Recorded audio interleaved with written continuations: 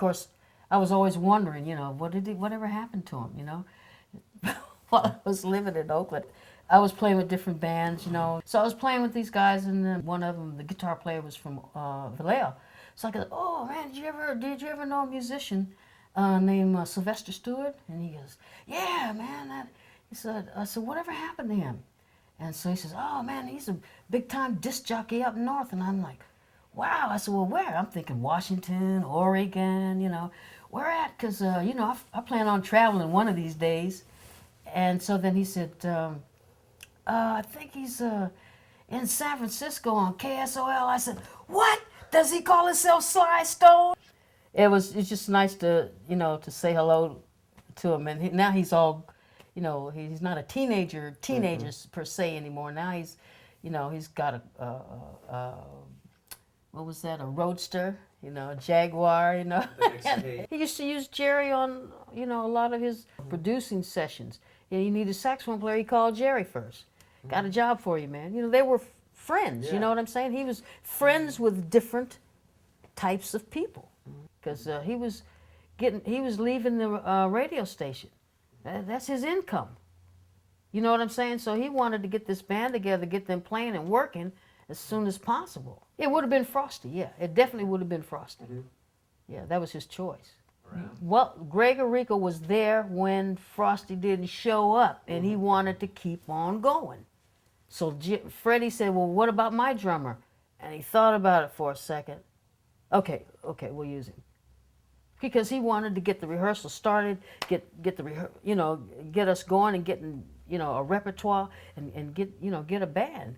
There wasn't going to be any more Freddie and the Stone Souls, because Freddie was going to be the guitar player for his brother's group. So that was, all them musicians was over with. This band was over with for them. So it would have been over. Greg would have had to find another group. And you didn't have to be perfect to play with him. He didn't have to find that you were, the baddest out of 30,000, musicians in order to play with him.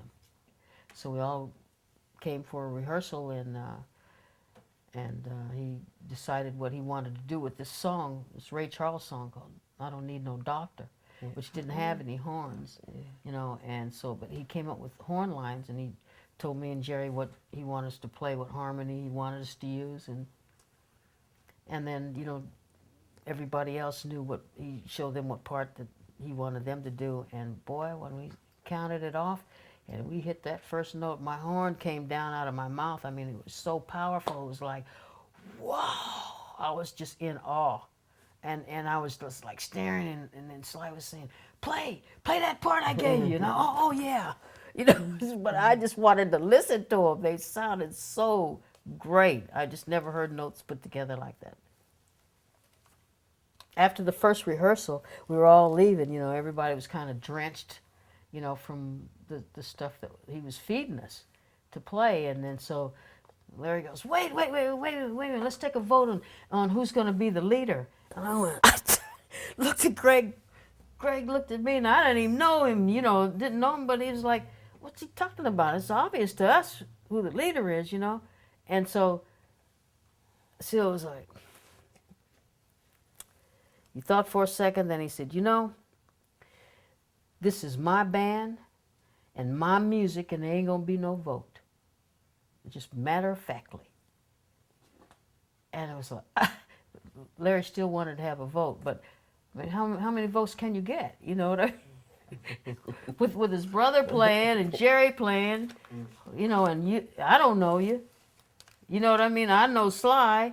You see what I'm saying? And so how many votes do you think you can get? Regardless, But he came and got him. He came and got all of us. You know what I'm saying? So it wasn't no question to anybody else. Who let's vote for the leader. What? So it was obvious. It was obvious to everybody in the room at the time. We rehearsed for 2 weeks, that I remember. And then he told us we had a gig at Winchester Cathedral. And I'm like, we don't have enough songs. He said, well, we're going to play the songs we had. And we had about 9 or 10 songs. After we played the songs that we knew, we came back up for another set, and he'd still go, went over to the mic and said, hey, we got a request to play such and so again. So this is what we did all night. Was, you know, and then he said, oh yeah, we just got another request to play so and such, which we played already. And it's the same audience sitting there, so we did this all night long. But then we started staying over after, you know, the club closed at 2, and we rehearsed for 3 hours. Till 5? Yeah.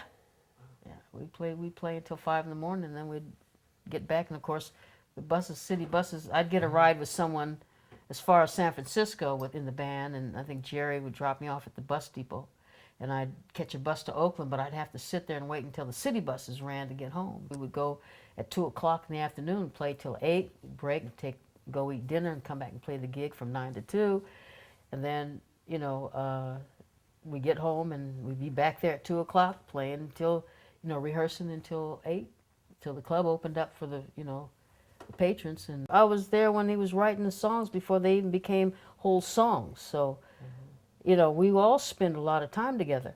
The guys spent more time with each other than they did with their girlfriends and wives and moms and dads and friends, you know, and in the beginning. That's why it was as tight as it was.